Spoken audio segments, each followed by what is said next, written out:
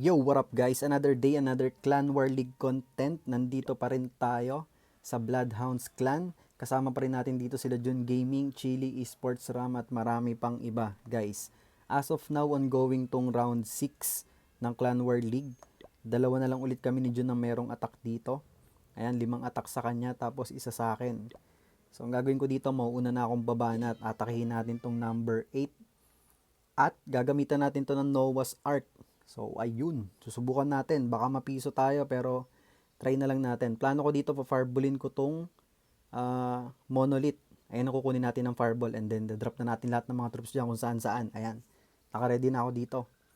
Ba't ibang klase ng troops and spells? So, ayan. Samahan niyo ako. Banatan na natin to guys. Sana hindi tayo ma-osip. Let's G.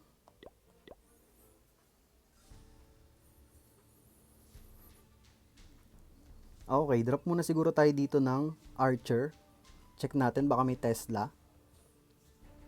Check. Okay, wala. Invi na natin to. Tapos quick natin to.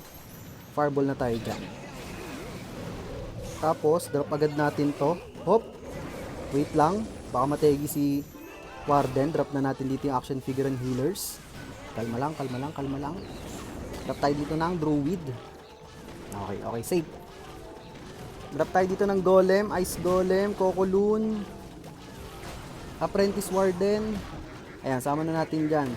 Drop natin dito yung Furnace. Gagamit tayo dito ng Log Launcher. Seeking Geek sa labas.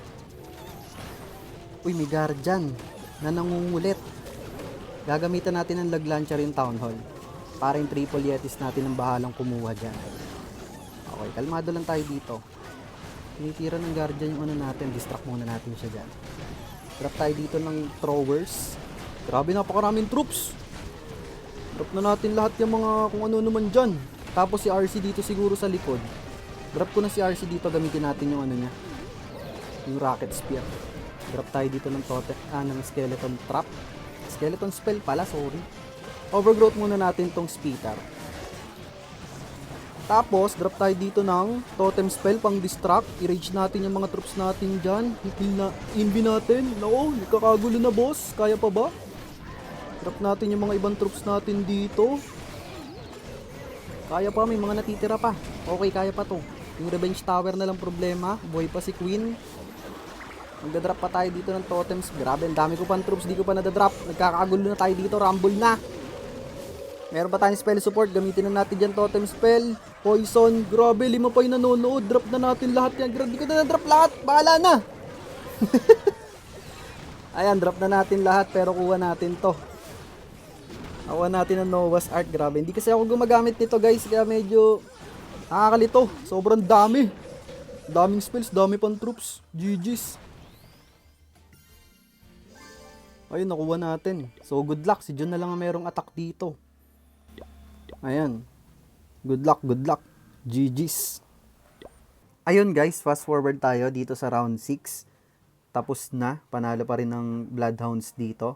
So far, wala pang talo mula round 1. Ongoing naman ngayon yung round 7, last round ng Clan War League. So ayan, so far wala pa rin sumasablay dito.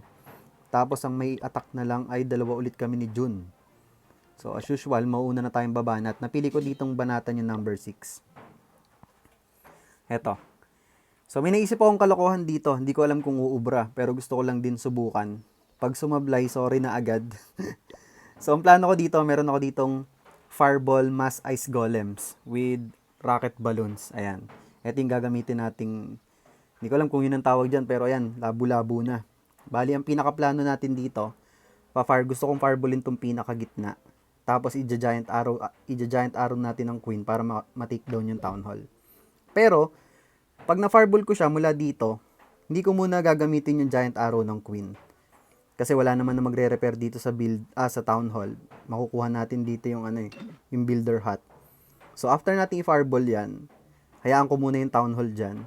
Tapos kailangan muna ma-clean ni Warden tong area dito para mag-form ng funnel. Para pag nag-drop ako ng queen dito at giant arrow, makukuha yung town hall and then at the same time, hindi na maguguluhan yung queen kung kakaliwa or kakanan ba siya. So, kailangan makapag-form tayo ng funnel dito. Tapos, dito natin i-drop yung queen. Tapos yan, papapasukin natin dito, magkakasama na sila, pati si BK, susuportahan natin ng mga ice golems and spells. So, ayun. Yung pinakaplano ko dito. So, para ma-fireball ko to, syempre, kailangan i-invi natin etong mga defenses dito. Kaya meron akong dalang rocket balloons. Eto, tatanggalin muna natin yung mga ilang defenses dito sa kaliwa. Para at least, konting invis lang yung kakailanganin natin para ma-fireball yung gitna. So, ayun yung pinakaplano dito. Sana umubra. So, ayun, tara, samahan nyo ako. Simulan na natin tong kalokohan na to. Ayan, double check ko lang yung mga troops and heroes ko dito. Okay, si Queen, naka-action figure, Fireball Rage Gem, Hog Rider Puppet, Siege Barracks ang gagamitan natin dito. Free Spell Totem. Okay, kompleto na to. So, sana matsambahan natin. Pag sumablay, sorry na agad, boss. GG. Subukan natin tong kalokohan natin. Gamit muna ako dito ng rocket balloons. Tanggalin natin to. Okay, safe. Drop tayo ng archer dito. Baka may Tesla. Wala. So, yun. 5 invis lang. Okay. 1, 2, 3, 4, 5. Fireball. Triple Quake. 4 na healers. Uy, mamatay sneezy natin. Invi natin. Kunin natin tong air defense. So, hintayin ko lang maklear ni Warden tong mga buildings dito bago natin i-drop yung Queen. Sana tumama yung Giant Arrow natin. Butasin ko na to para sure ball. Baka kailangan ng spell support ni Tatang. Quake ko pa nga to. Okay, konti na lang yan. Parang kailangan ko i-invi dito si Warden. Okay, invi natin para sure ball. Delikado sa scatter shot eh. Kaya lang, di ko ata siya mapupul dito. Try natin. Okay, mapupul ko to gamit yung king. Pwede na yan. Kunin na lang natin ang rocket balloons to. Tapos drop na tayo dito ng mga ice golems. Warden Apprentice. Wall break tayo dito. Drop tayo dyan ng ice golems. Siege barracks dito sa may kanan. Oh boy, yung guardian nangaasar. Pero sige, okay lang yan. Drop tayo dito ng Coco Balloon. Drop pa tayo dyan ng mga ice golems. 1 minute and 28 seconds remaining. Drop na natin si RC dyan sa kanan, pang suporta. Gamitin ko na yung ability ni King. Kailangan may tumira dito sa ano natin eh, sa Guardian. Ayun, binabanatan ng Booger. Sige. So far, so good pa to. Dami pa nating spell support. Problema ko lang dito yung Guardian eh. Dropan natin to ng totem, mamamatay ni RC, hindi. Drop tayo dito ng skeleton spell, pang distract. Gamitin na natin ability ni RC. Drop tayo ng mga ice golems dito. Mabubuhay ba si RC? Drop tayo ng mga headhunters. Drop pa tayo ng ice golem dito. 45 seconds remaining. Sige. Marami pa tayong spell support. Meron pa tayong ability. Drop ko na dito yung totem spell, pang distract. Mga panglinis natin dito. Ayun, kuha na natin to guys. Buti umubra yung kalokohan natin. GG's. So sure naman ng promoted dito yung Bloodhounds clan. Grabe. Sobrang lalakas ng mga members dito ng mga kasali. So sana maimbitahan ulit tayo sa susunod. Maraming salamat kila Jun Gaming, kay Chili, kay Esports Ram, kila Noah, kila King PJ, at saka sa marami pang ibang kasali dito. So maraming salamat sa pagsali sa akin dito guys. At sa Bloodhounds clan, maraming salamat sa inyo. Congratulations na agad. Sure promoted na sila sa Champion League 2. So ipapakita ko na rin dito yung mga ibang attacks nila para mapanood nyo. So panoorin natin dito yung attack ni Brother Ram.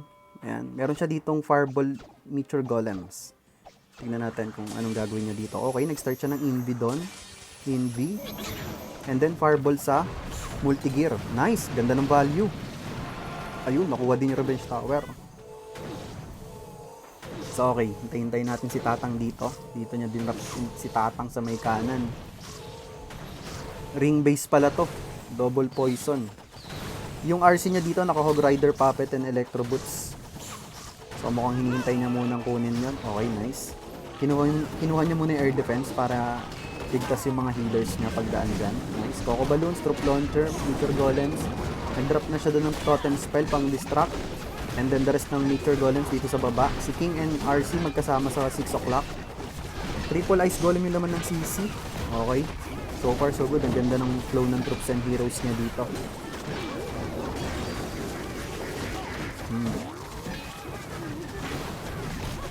Si King ay naka-snake bracelet. And oy, okay. Gumamit muna siya ng overgrowth spell dito sa may splitter. Para pwersado yung mga Meteor Golems niya sa gitna. Nag-drop siya doon ng totem spell pang distract sa Monolith. Saka sa Guardian. Nabubulol pa ako. Meron pa siya ditong isang overgrowth spell na pwedeng gamitin dito sa back end. Okay, nag-activate na yung Phoenix ni King dito sa may left side. Gagamitin niya kaya yung overgrowth spell. Okay, doon niya ginamit sa bandang 12 o'clock. And then, nag-drop siya ng totem spell dito pang distract sa mga defenses sa left side. Gumamit na rin siya ng free spell doon. And then, ayun na. Basag na to guys. Meron pa siyang isang invi dito. So, ayan. Fast forward na natin. Times 2 natin. Kita nyo na. Wasak. Grabe. Nice hit. Nice hit from Esports Ram.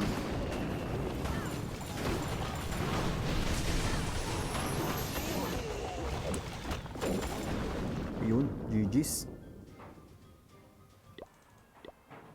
Okay, panoorin naman natin tong kay Boss Vio. Meron siya ditong Hydra Mask Totem Spell. So, ayan.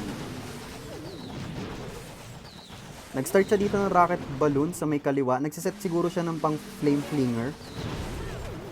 Ayan, kinuha niya muna yung mga defenses doon. Then Flame Flinger. Malamang magdadrop na lang siya ng Totem Spell dito after makuha ng Flame Flinger yung Wizard Tower. Kasi maaabot siya. Ay, hindi pa ata. Or maaabot na. Magdadrop na ata siya ng totem dito. Abot ba? Hindi. Oh, hindi pa. Okay. Nako, babantayan niya pa yan. Maya pa to ng konti. So, kailangan malapit muna sa radius ng X-Bow yung Flinger bago siya mag-drop ng totem. Or much better, mag-drop na agad siya ng totem bago lumapit sa radius yung Flame Flinger. So, ayan. Magdadrop na ba siya? Hindi pa rin. Hintay niya siguro makuha tong Multi-Arch Tower. Pag oras ng mag-target nung Flinger sa X-Bow, dun siya magdadrop ng totem. Ayan, bago mamatay itong Multi-Arch Tower, saka siya magdadrop ng totem spell dito. Para ma-distract yung X-Bow. Ayan, last. Ayan, magdadrop na yan dito, sigurado. Totem spell. Oh, hinintay niya. Okay, ayun. Okay, dun niya dinrop. Akala ko dito niya idadrop sa kaliwa. Pero mamamatay ata yung niya dito. Okay, nag-drop ulit siya doon ng totem spell. Makukuha niya yung X-Bow. Nice. Nice. So, ayan.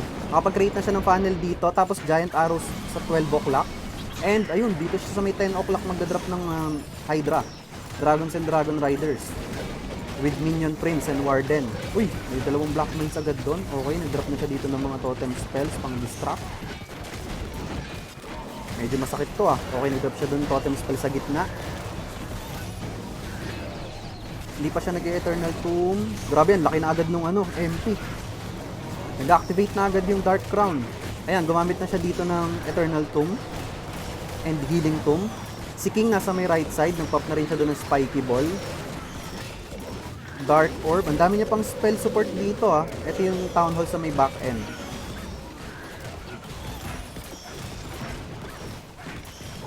Yung Guardian, ang kulit Okay, binigyan niya ng totem spell. Makulit So, ayun, dami niya pang dragons dito. Dami niya pa rin totem spells dito. So, sure wasak na to. Grabe. Nice hit. Solid hit from Boss Vio. GG's. Galing.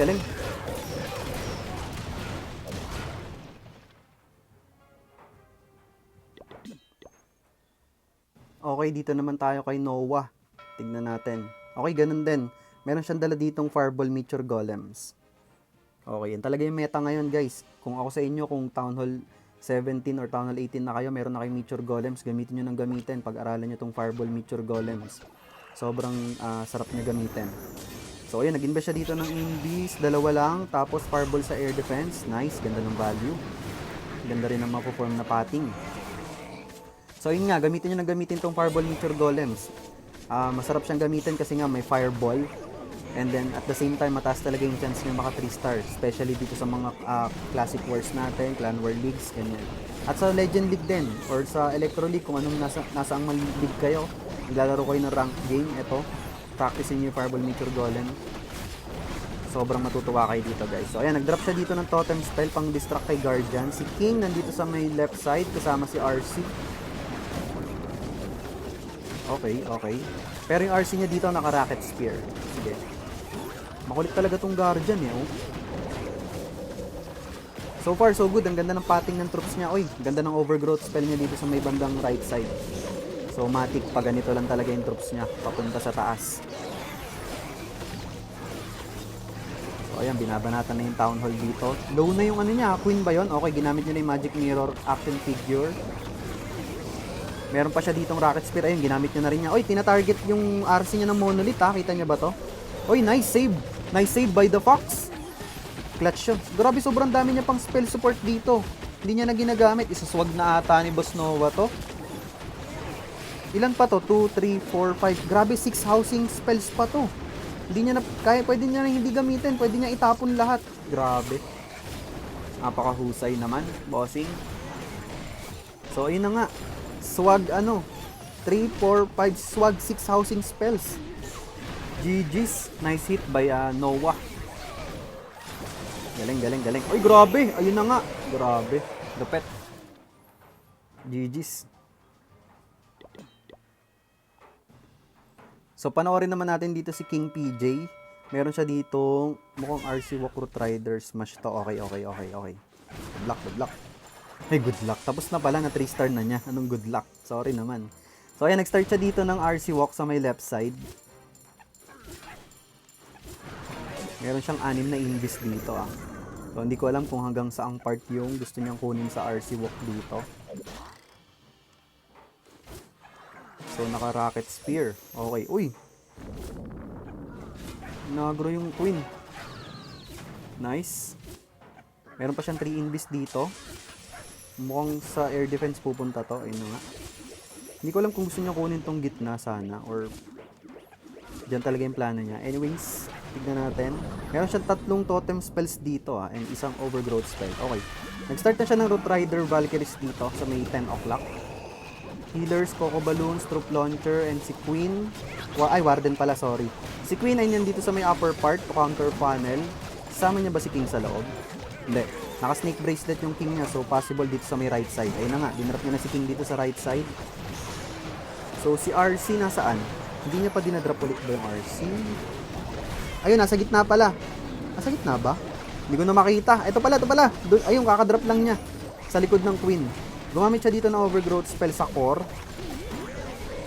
And then, hinihintay niya lang yung flow ng troops niya dito. Okay. Hindi pa siya gumagamit ng Eternal Tomb, Grabe. Sobrang pasensyoso niya, Boss King PJ. Gumamit muna siya doon ng totem spell and then saka siya nag-pop ng Eternal Tomb kay Warden. Ang ganda ng flow ng troops niya sa gitna, sama-sama. Queen, RC, Warden, RC, tapos yung mga Root Riders niya.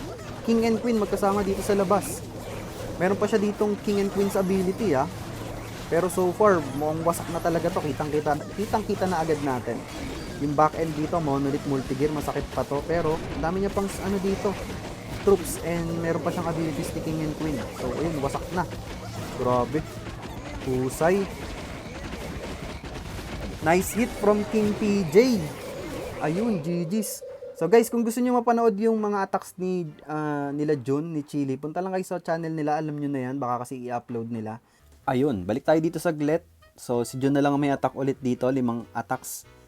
Sa kanya na lang yung natitira. Good luck. Ito lahat yung rounds ng Bloodhounds Clan mula day 1 hanggang day 7. Ayan, maswerte tayo dito kasi nakachamba tayo. Hindi tayo sumablay mula day 1. Nakakuha tayo ng perfect stars, 21 stars. Ayan, tapos na naman tayo umatak. Ayan. So, yung good luck. Again, maraming salamat ulit dito sa Bloodhounds Clan sa pagsali sa akin, sa pag-imbita. Thank you very much. So, congratulations again sa Bloodhounds Clan kasi sure na yung promotion nila sa Champion League 2. So, ayun, maraming salamat. GG's guys. See you next time. Peace out.